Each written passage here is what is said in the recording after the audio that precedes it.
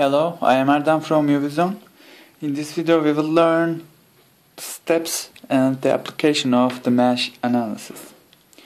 Firstly, I will write down the steps for you and then I will show how we will apply it on this circuit.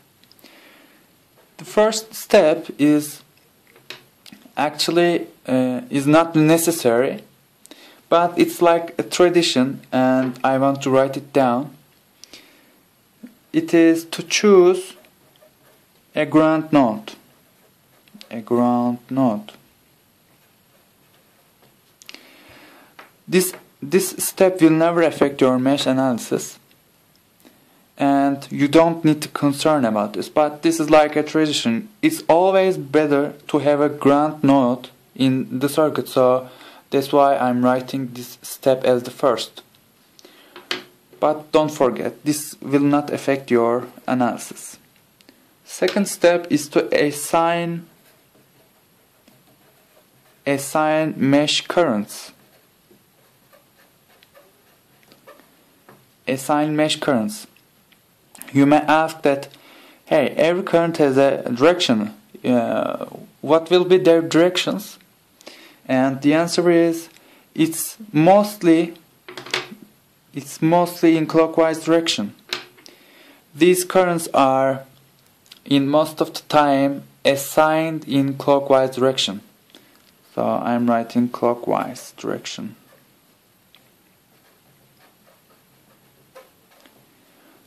It doesn't matter if you assign these mesh currents in clockwise or counterclockwise or both in counterclockwise, doesn't matter. But for consistency, you should assign them clockwise direction, in clockwise direction. Doesn't matter. But third and the last step is to write down KVL equations. Alright? And you will write them for every mesh. For every mesh.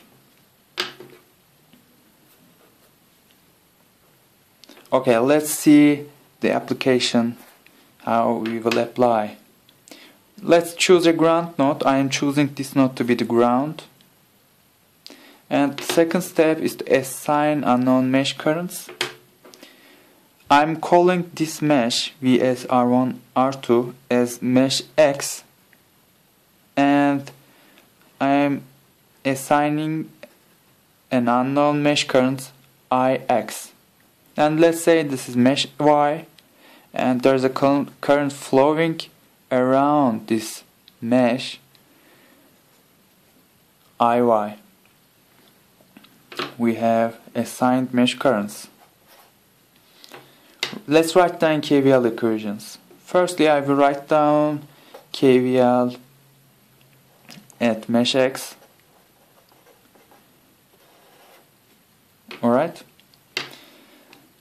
And I will start from this point.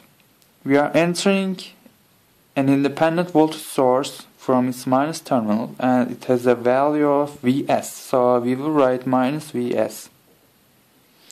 The next component is R1 resistor, and we can find voltage across it by multiplying R1 and Ix, right?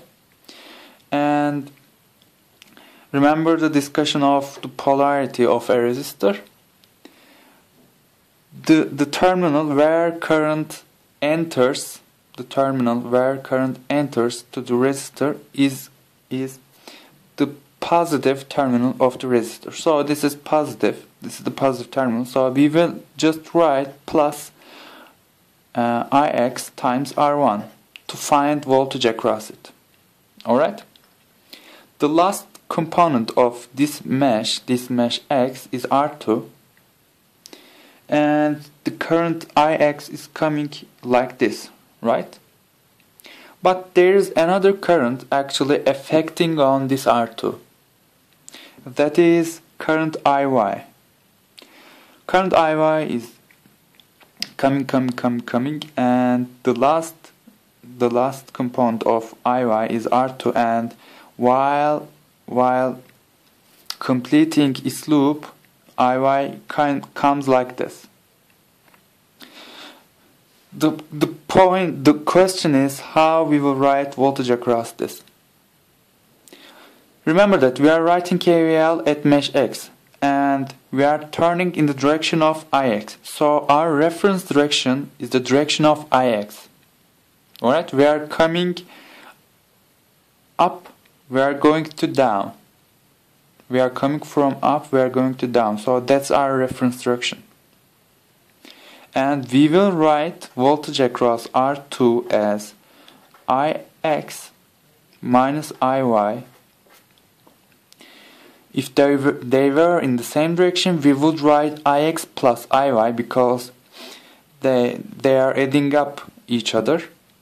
Alright, but this time you see they are in the counter directions and we need to subtract IY from IX.